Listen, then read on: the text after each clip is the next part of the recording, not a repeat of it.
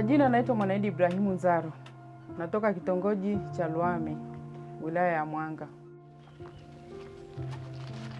Matausi. Be. Kwema? Kwema. Mmeamkaje hapa? Salama, karibu. Asante. Nienda ntongehe mathu ndere hiaho kahangu mara moja. Haya. Ncho nithie kukuaganya ndere hiaho kahangu. Haina shida. Hapa haya maji haya ni changamoto, sijui kama nitayapata kweli. Utayapata. Mimi nitonga. Haya, baadaye. Haya.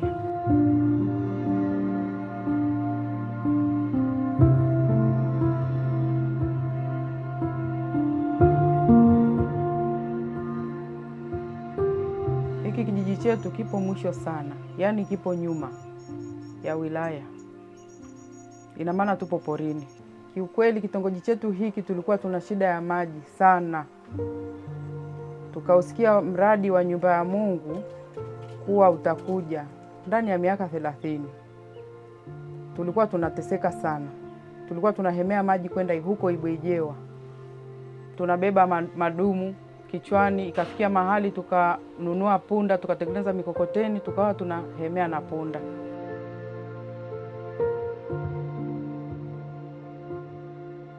Kiukweli huu mradi tuliusikia muda mrefu sana, karibia miaka 30 iliyopita.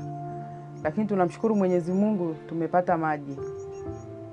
Yaani na wengi walipoteza maisha kwa kuvamiwa na tembo kwa ajili ya kuhemea maji. Natumaini mimi tangia nimezaliwa sijaona bomba nje ya nyumba yetu. Sasa hivi nipo kwangu ninafungulia maji nje. Na mtoto namtuma namwambia nenda na kikombe hapo chota maji niletee maji ninyi. Tunamshukuru sana Mama Samia.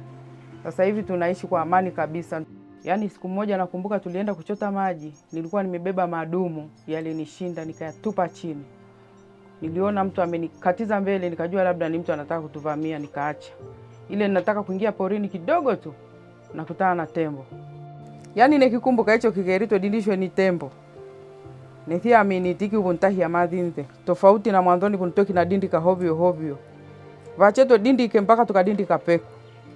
Nimshukuru sana Mama Samia, mche mgenji. Tuendwa tu mwinge kura jose Kigombe.